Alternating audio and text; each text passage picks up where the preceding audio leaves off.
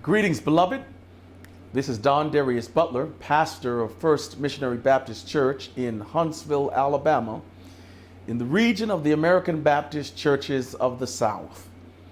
I am pleased to guide us through a devotional reflection for today using the Revised Common Lectionary text, Mark chapter 8, verses 31 through 38.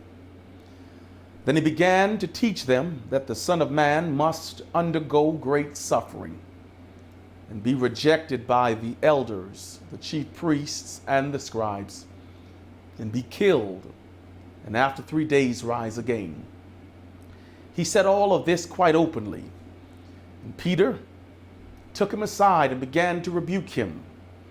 But turning and looking at his disciples, he rebuked Peter and said, "Get behind me, Satan, for you are setting your mind not on divine things, but on human things."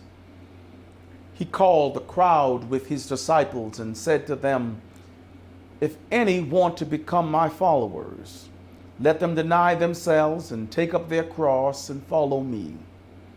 For those who want to save their life will lose it. And those who lose their life for my sake, and for the sake of the gospel, will save it.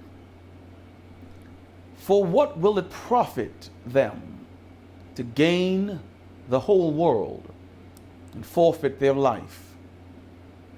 Indeed, what can they give in return for their life?" The passage calls to mind a 1963 statement of Alabama clergyman to Martin King and to those who were in the protest movement of that day. Those clergymen called for a gradualist approach to the problem of racial injustice and to the advancement of civil rights in the nation. It was an appeal for law and order and common sense.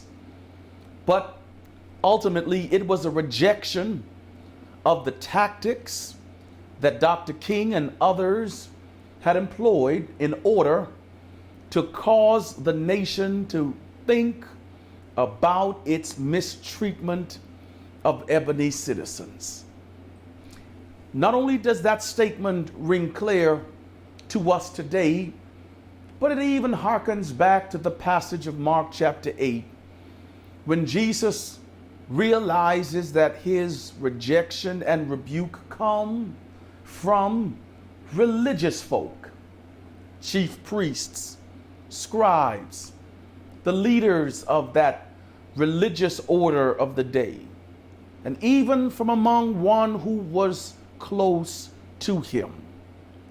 As we think of readying ourselves for the work and the task that are at hand, we must ready ourselves for, yes, rebuke and rejection, coming from the quarters you might least expect, from people who are well-intentioned but misguided. Not only must you prepare yourselves for rejection and rebuke, but you must refocus yourselves on a reality that is righteous. Jesus says to Peter, "You're thinking about things of human nature and human concern, when you really should be thinking about the things that are above, the things that are divine in orientation and purpose." You must shift your perspective, your attitude, your thought process, so that you regard the things that are worthy of reflection and lift those as the matters of ultimate concern in your life. Then Jesus really tells us what the requirements are for following him: denying self, assuming a cross, and coming after him. These are the realities of those of us who would be faithful to the calling of the Master. they require risk taking, that we give up something of ourselves in order to be faithful to what he calls us to. But these risks are not without their rewards and not without a return on the investment.